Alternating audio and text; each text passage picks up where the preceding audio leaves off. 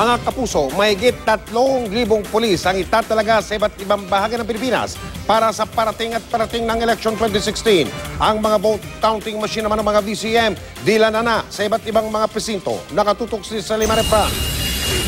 Maingat na isinakay sa bangka ang mga vote counting machine na ito sa bayan ng San Luis sa Aurora. Ang mga kargador nagbabalanse sa tabla para makatawid sa bangka, bitbit ang mga ballot box, baterya at iba pang election paraphernalia. Dadalhin ng mga ito sa mga liblib na presinto na kailangan tawirin ng dagat. Kung bangka sa Aurora, jeep naman ang gamit sa Marinduque.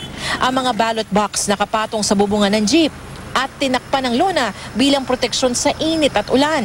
Ang pagbiyahe ng mga VCM doon, bantay sarado ng mga pulis. Sa South Cotabato, mga malalaking truck ang pinangbiyahe ng mga VCM at iba pang kagamitan sa bayan ng Tiboli. Sa Quezon City, bantay sarado ng mga tauhan ng PNP Regional Public Safety Battalion ang mga VCM. Armado na matataas sa kalibre ng baril, ineskorta nila ang mga sasakyang magdadala ng VCM sa 167 na eskwelahan sa Quezon City na magsisilbing voting centers. Humarap na rin kanina sa pamunuan ng PNP ang mahigit 3,000 pulis mula sa national headquarters. Ide-deploy sila sa iba't ibang panig ng bansa para magbantay sa eleksyon.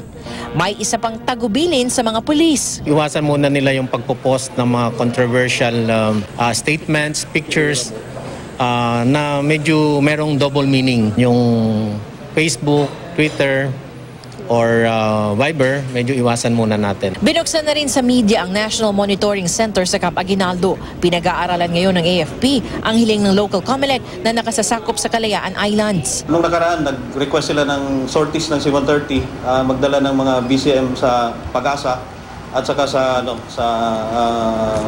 some parts ng Palawan na medyo malalayo. Nag-ocular na rin ang PNP sa National Canvassing Site ng COMELEC sa PICC. Inilatag ang security plan para sa lugar.